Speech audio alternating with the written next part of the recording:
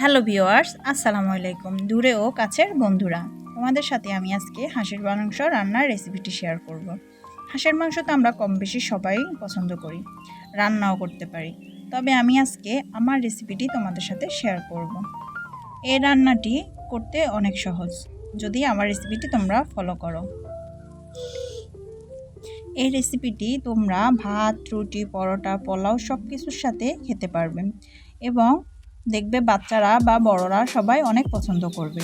এই রেসিপিটি রান্না করার জন্য আমরা যা যা লাগবে, প্রথমে চুলায় একটি প্যান বসিয়ে দিব। প্যানের মধ্যে আমরা 1 কাপ পরিমাণ তেল দিয়ে দিব। তেলের মধ্যে দিয়ে দিব 1 কাপ পরিমাণ পেঁয়াজ কুচি। পেঁয়াজগুলোকে আমরা বাদামি করে ভেজে নেব। দিয়ে দিব 2-3টা কাঁচামরিচ কুচি। ভালো করে নেড়ে চেড়ে তেলের সাথে ভেজে নেব, গোল্ডেন ব্রাউন হয়ে আসা পর্যন্ত।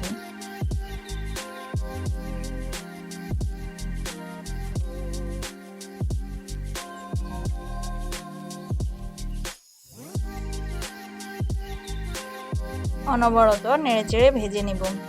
এবার এর মধ্যে আমি একে একে মশলা ব্যবহার করব। দিয়ে দিব 2 চামচ পরিমাণ রসুন বাটা, 2 চামচ পরিমাণ আদা বাটা, আরও দিয়ে দিব আমি এখানে 2 চামচ পরিমাণ জিরা বাটা।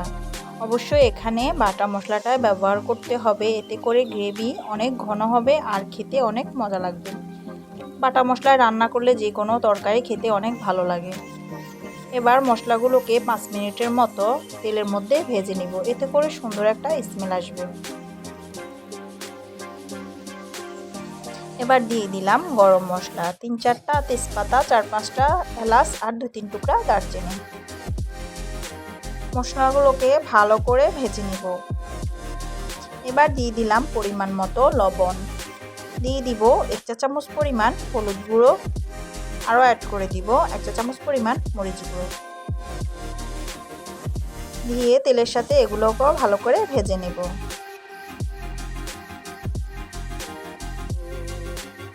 মশলাগুলো ভাজা ভাজা হয়ে আসলে এর মধ্যে আমি সামান্য পরিমাণ পানি দিয়ে দিব। হাফ কাপ পরিমাণ পানি দিয়ে দিলেই হবে। মশলাগুলোকে আরও কিছুক্ষণ ভেজে নিব। যখন এরকম তেল বেশি উঠবে, এ পর্যায়ে আমাদের মশলা কষানো শেষ হয়ে গেল। এবার আমি এর মধ্যে অ্যাড করে দিব হাঁসের মাংস। এখানে আমি 1 কেজি পরিমাণ রাজহাঁসের মাংস নিয়েছি। আপনারা চাইলে যে কোনো হাঁসের মাংস এই রেসিপি ফলো করে রান্না করতে পারবেন।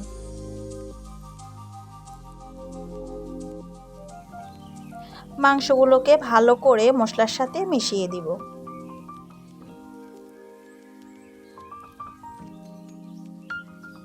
এবার ঢেকে দিব 5 মিনিটের জন্য।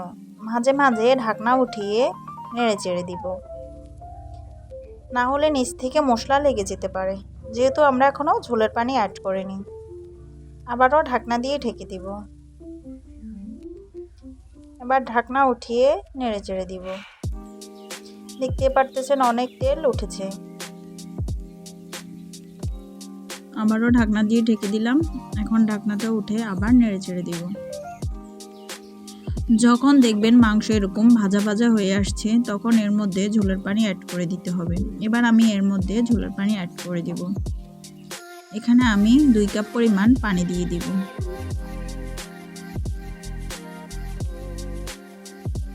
পানি দেওয়া শেষ হয়ে গেলে এবার ঢাকনা দিয়ে ঢেকে দিব 20 মিনিটের জন্য। মাঝে মাঝে ঢাকনা উঠিয়ে নেড়ে চেড়ে দিব।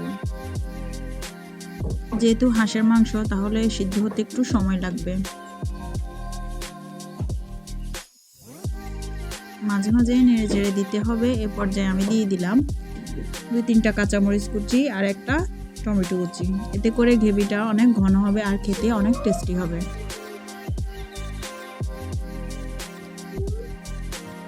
আমার রান্না প্রায় শেষ পর্যায়ে। এই মুহূর্তে চুলার আগুনটা আমি অফ করে দিব। আমি এরকম মাখো মাখো টাইপের রান্না করেছি, আপনারা চাইলে ঝোল করেও রান্না করতে পারবেন। দেখতে পারতেছেন রান্নাটা আর কতটা সুন্দর হয়েছে, খেতেও কিন্তু অসম্ভব মজা হয়েছিল।